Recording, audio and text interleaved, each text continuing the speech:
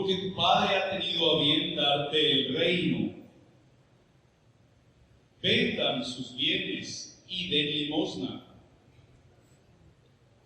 Consíganse unas bolsas que no se destruyan y acumulen en el cielo un tesoro que no se acaba. Allá donde no llega el ladrón, ni carcome la polilla.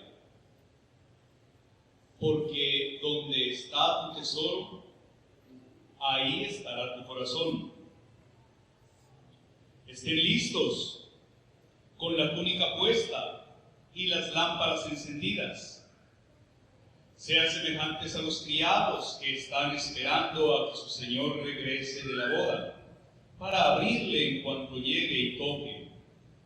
Dichosos aquellos a quienes el Señor al llegar encuentre en vela.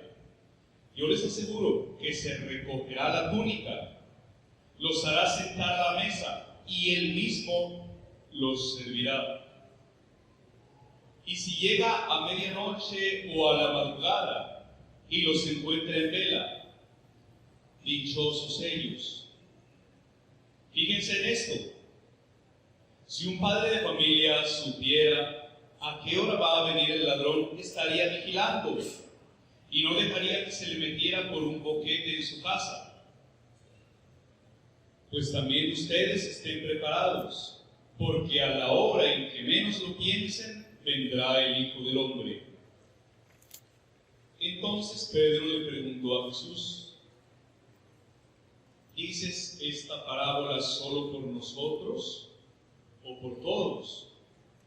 El Señor le respondió: supongan que un administrador puesto por su amo al frente de la servidumbre con el encargo de repartirles a su tiempo los alimentos, se porta con fidelidad y prudencia. Dichoso este siervo si el amo a su llegada lo encuentra cumpliendo con su deber. Yo les aseguro que lo pondrá al frente de todo lo que tiene. Pero si este siervo piensa: mi amo tardará en llegar, y empieza a maltratar a los criados y a las criadas, a comer, a beber y a embriagarse, el día menos pensado y a la hora más inesperada llegará su amo y lo castigará severamente y le hará correr la suerte de los hombres desleales. El servidor que, conociendo la voluntad de su amo, no haya preparado y hecho lo que debía, recibirá muchos azotes. Pero el que sin conocerla haya hecho algo digno de castigo, recibirá poco. Al que mucho se le da, se le exigirá mucho, y al que mucho se le confía, se le exigirá mucho más. Palabra del Señor. Gloria a ti, Señor.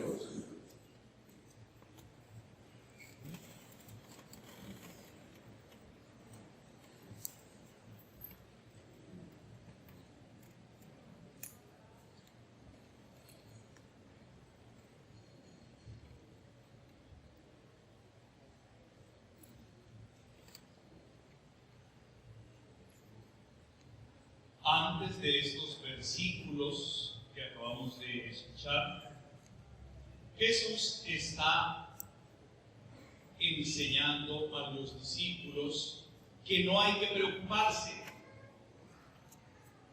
Si recordamos el Evangelio de la semana pasada,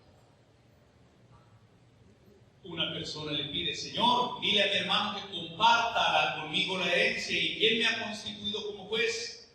Y Jesús hablaba de un rico que se esforzó por tener tantas cosas y seguía pensando siempre en el futuro. Y Jesús en la parábola dice: insensato, pero esta noche morirás, ¿para quién será todo aquello que has atesorado? Y entonces los discípulos comienzan a preguntarse: pero si entonces no trabajamos, ¿quién nos da de comer? Si no buscamos cómo hacer, cómo preparamos el mañana.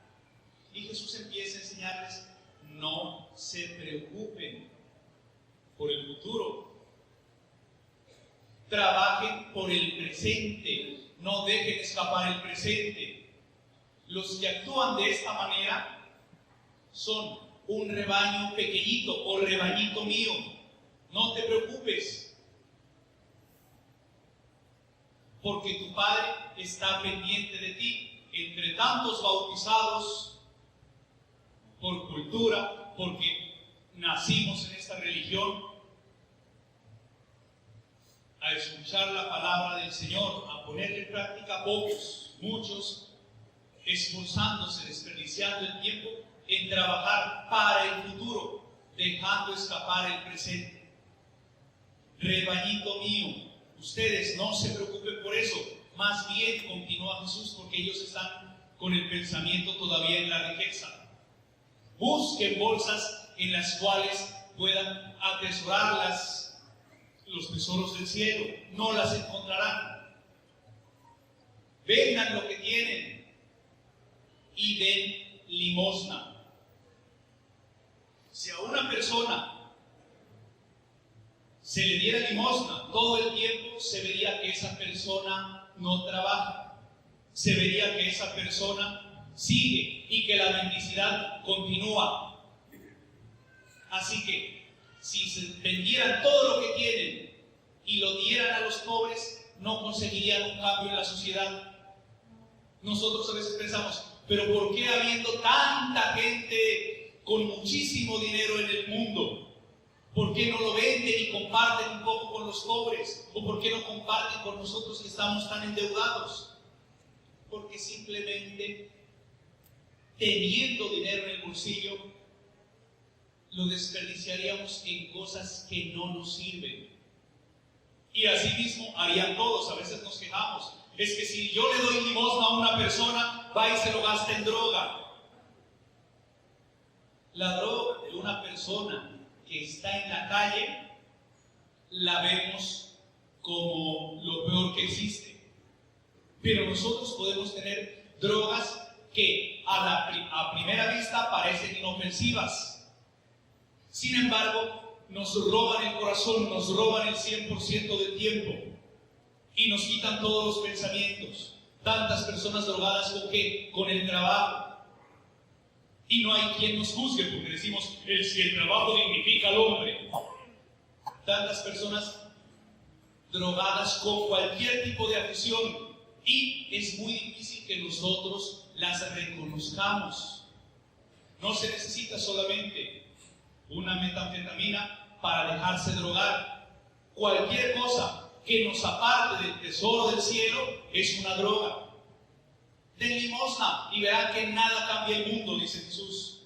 Cuando Judas dice, ¿pero qué es este despilfarro? Cuando María le da a Jesús, rompe un vaso de perfume que cuesta 300 denarios y lo unge. ¿Qué es este despilfarro? Se podría haber vendido por 300 denarios y haberlo repartido entre los pobres. Y Jesús dará una expresión que hasta nuestros días resuena. ¿Por qué? Pobres los tendrán siempre.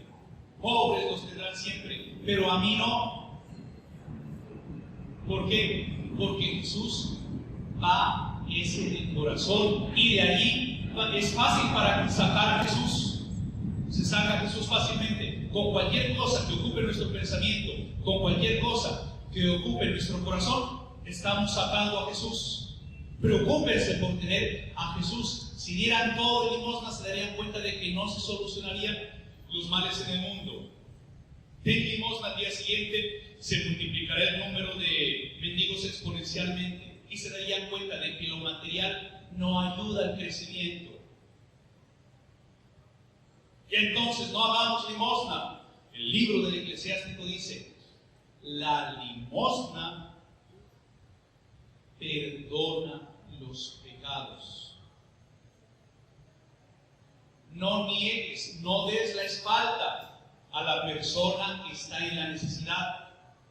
No sea que en ese momento eleve una plegaria al cielo y el Señor actúe fulminándote al instante. Y Jesús recomienda la limosna. Y limosna nosotros cuando se nos Pensamos en limosna, pensamos en el bolsillo, en monedas. No, limosna viene del latín eremosín y del griego pantalemon. Pantalemon, que significa pantalón. ¿Qué hace un pantalón? Cubrir las vergüenzas. Cuando le llevan a Jesús a una mujer sorprendida en adulterio, la ley nos dice que tenemos que matarla. ¿Qué dices tú para colocarle una trampa? El que esté libre de pecado, que tire la primera piedra. Esta mujer está desnuda con su pecado ante toda la multitud. Y Jesús, ¿qué es lo que hace con esta frase? Le restituye, vuelve y la cubre. Mujer, ¿quién te ha condenado? Nadie, Señor. Tampoco yo te condeno. Vete y de ahora en adelante no vuelvas a pecar. ¿Qué está haciendo Jesús? Limosna. A esa mujer que está desnuda con su pecado, vuelve y la cubre de dignidad y le perdona sus pecados.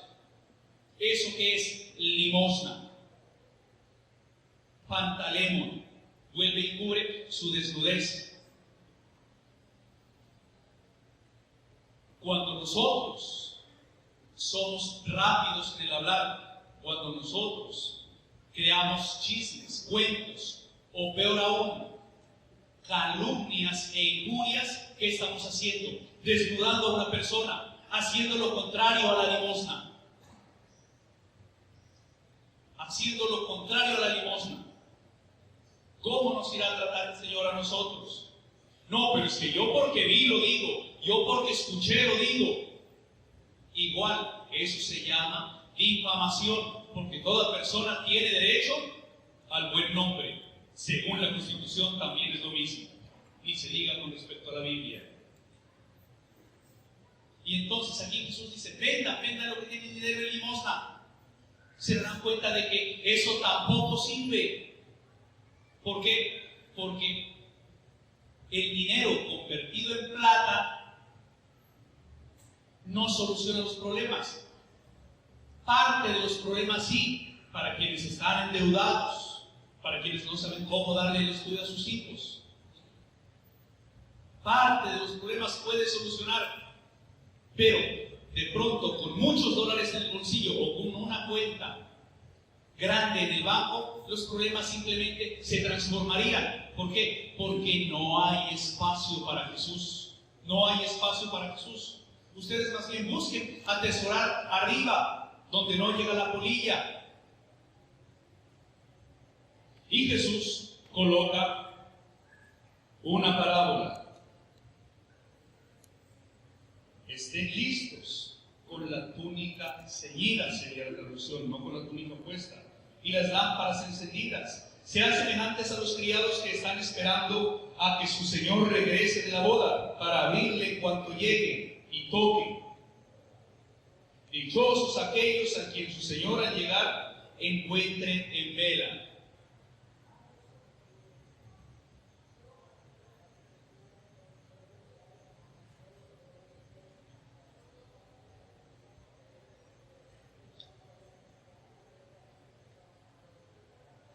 La primera parábola que coloca aquí Jesús busca nuevamente explicar quién es Jesús y quién es Dios. En el tiempo de Jesús, ¿qué había que hacer? Servir a Dios, dar mis cosas a Dios,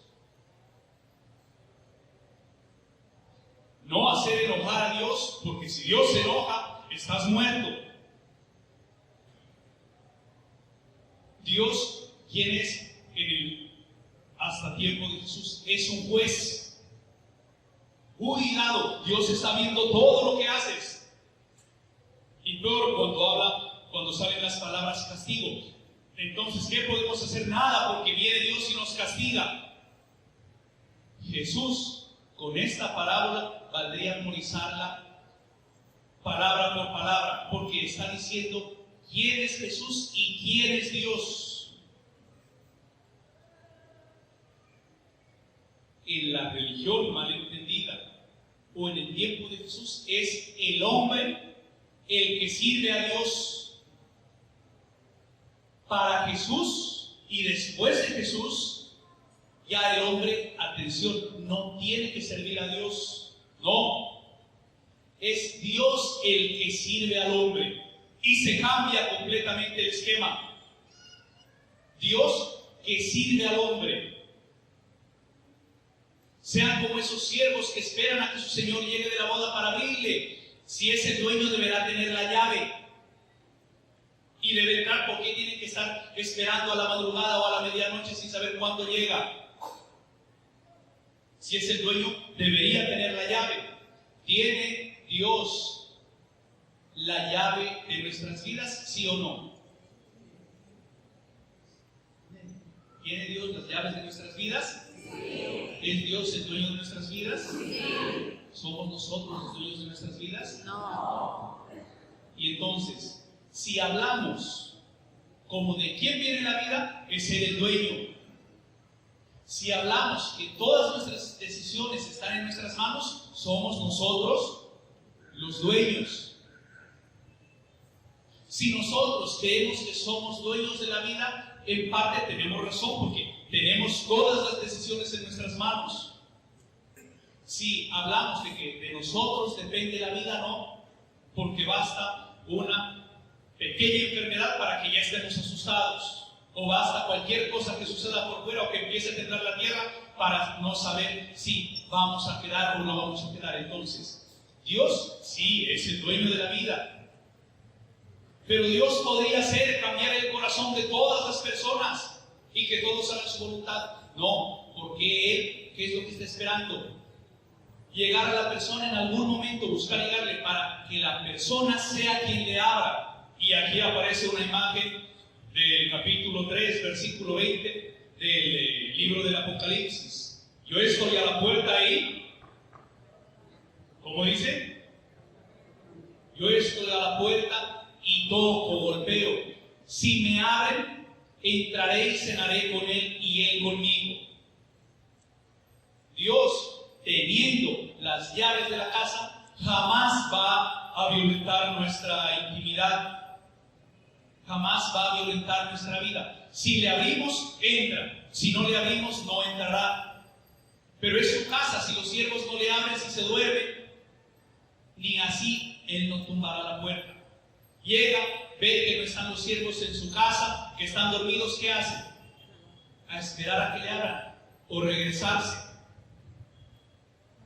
En el tiempo de Jesús era el hombre el que tenía que servir a Dios. Para Jesús y después de Jesús no. Dios es el que sirve al hombre. Y continúa. Llegando el Señor a la medianoche o a la madrugada, ¿qué hará? Se recogerá la túnica, los hará sentar a la mesa y Él mismo los servirá. Y Él mismo los servirá.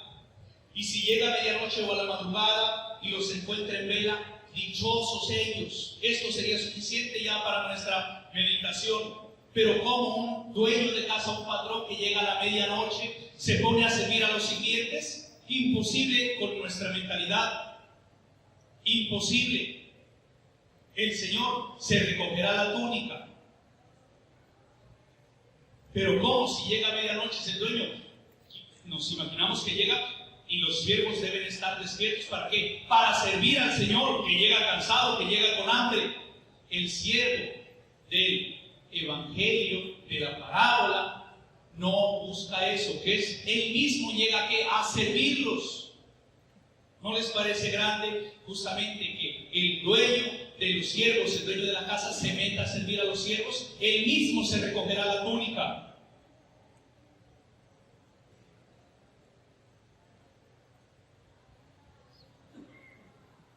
La túnica recogida, que aparecía ya al inicio del párrafo. Estén listos con la túnica no puesta sino recogida.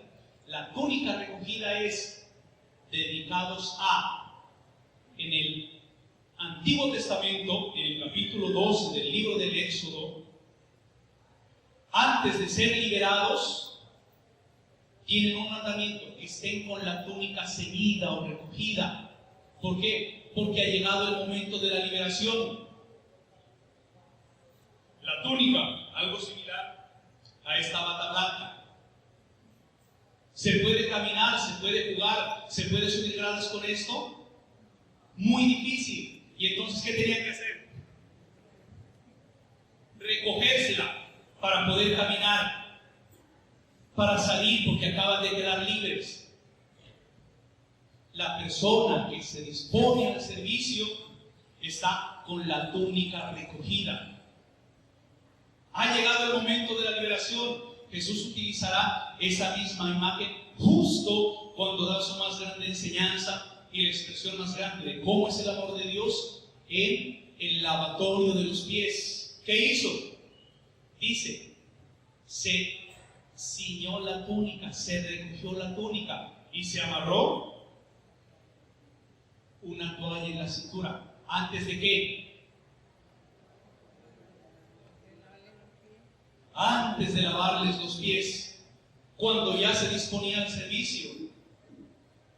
Es imposible entender a un Dios que se arrodille ante el ser humano a lavarle sus pies, a lavar lo peor de nuestras cochinadas. Es imposible. Yo con mis cochinadas, yo tengo que servirle a Dios humillado. Jesús, Él se arrodilla a lavar nuestros pecados, nuestros males. Y eso ya es difícil de entenderlo. Y por eso es que Pedro, él no quiere dejarse lavar los pies. Pero ¿cómo, Señor? ¿Lavarme tú a mí los pies? Jamás. Si no te dejas lavar los pies, no tienes nada que ver conmigo. Jesús, ¿qué es lo que está aquí? Anunciando justamente cuál es la actitud de Dios. Un Dios que viene a servirnos. Nosotros, cuando vamos a la Eucaristía, no venimos a servir a Dios. ¿Es obligatorio dar limosna en la misa? Pregunta.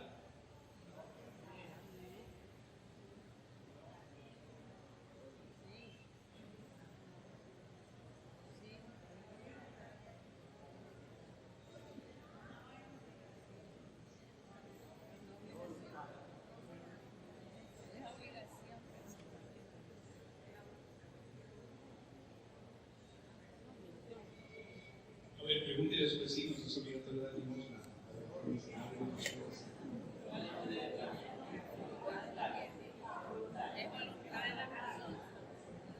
La persona que está al lado le mete su codazo y le dice, a ver, saque un billete de limosna. ¿Les han dicho alguna vez así? El padre les ha dicho, a ver, que todos bolsillos afuera y poniendo la limosna. ¿Les han dicho alguna vez así? Entonces vuelvo y les pregunto, ¿es obligatorio dar limosna?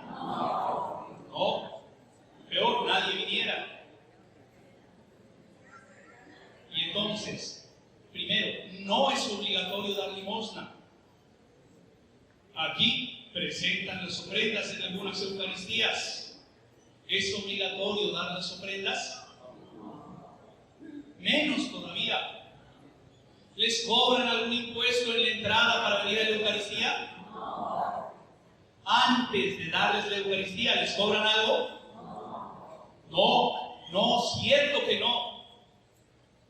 La Iglesia, a la venta de los sacramentos, le tiene colocado un nombre, simonía, porque había un cura llamado Simón que todo lo cobraba y lo condenó como pecado, porque los sacramentos no se pueden vender. No se pueden vender. Y entonces, a la Eucaristía no venimos nosotros a servir a Dios. No venimos a vaciar nuestros bolsillos. No venimos a que nadie nos meta la mano en la billetera. Venimos a ¿qué? A que Dios nos sirva. Y cuando el cura o el padre no ha entendido esto, ¿qué es lo que hace? Sermonear a las personas, porque es más fácil sermonear a las personas que preparar el Evangelio y entregar contenido. Entonces hay que hacer así, porque no vienen pecadores, Dios los va a castigar si no dan más limosna. No, en la palabra del Señor, lo que tiene que hacer el Padre, que es preparar la palabra y entregar un contenido para que la persona viva, para que la persona pueda reflexionar, para que la persona aprenda algo, salga motivada a vivir, a cambiar, a mejorar su vida. Nadie los va a controlar en su casa, ni Dios mismo. Y entonces, ¿qué tengo que hacer yo? Preparar una palabra y pedirle al Señor que ojalá sirva. Y si no sirve, paciencia. Ni siquiera Dios pudo cambiar el corazón de tantas personas, menos voy a poder cambiarlo yo. Ni Jesús. Y entonces, el Señor, el patrón, el dueño de la casa, dichosos aquellos a quienes los encuentre, porque Él mismo se pondrá a servirlos. Pero ¿cuál es el dueño en la tierra o el patrón en la tierra que se mete Él a servir a los siervos? Ninguno. En la Eucaristía venimos ¿a qué? A que Dios nos dé vida, a que Dios nos sirva, a recibir de la comunión. Y aquí todavía, 2000 años y todavía no comprendemos que Jesús vino a darse para todos y que todos deberíamos comulgar. Y cuando yo digo esto, no falta la persona que después de con 45 o más de 50 años se acerque, pero padre, ¿cómo está diciendo eso? O sea que están casados con el modo del Antiguo Testamento. ¿Sí? Entonces, Jesús se hizo pan para todos porque la actitud de ese Dios es servir al ser humano, no que el hombre lo sirva. Cambia completamente. ¿A qué venimos a la Eucaristía? Venimos a que Dios nos sirva. Ese Dios que se hizo pan, que prometió estar con nosotros todos los días hasta el fin del mundo, se hace pan. Se hace pan. ¿Para qué? Para alimentarnos, para demostrarnos que nos ama, que nos quiere. Pero como nosotros tenemos otros tesoros en el corazón, entonces pues vamos a la misa para que Dios bendiga mi tesoro, para que me vaya bien esta semana en el trabajo. Sí, puede tener lógica, pero no es lo que quiere Jesús. ¿Jesús qué quiere? Que la persona sepa que en el tiempo presente, en el hoy, se encuentra Dios, en que el corazón apegado a las riquezas de nada sirve, en que el corazón drogado con cualquier otra cosa que no sea el Señor tiene una existencia desperdiciada. ¿Dónde está nuestro corazón? Allí donde están nuestras riquezas. Hay personas que tienen el corazón puesto en los hijos, equivocado. Y cuando un hijo no hace lo que quiere el papá o la mamá, ¡ay, qué desilusión, qué decepción! Porque mi riqueza son mis hijos, mi esposa. La esposa le pone los cachos, se acabó la vida. ¡Ay, no! ¿Por qué? Porque ella era mi riqueza. No hemos comprendido que nuestra riqueza es Dios. ¿Dónde está nuestro corazón?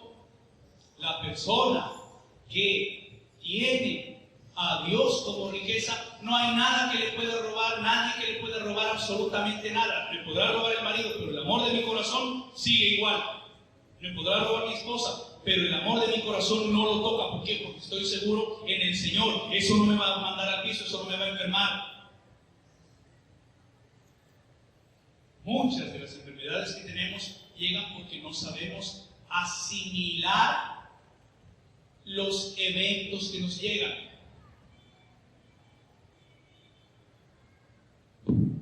Cuando sucede algún inconveniente, cuando hay alguna discrepancia, dice, desde que la mujer se fue, ahí se enfermó.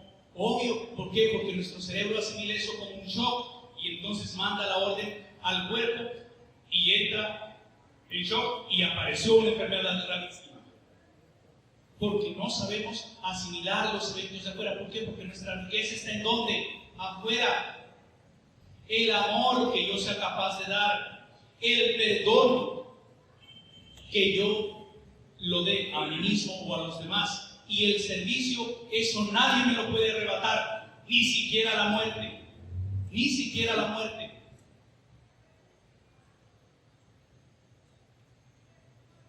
Usted podemos resumir un poco porque no alcanzaremos a tocar todo el Evangelio.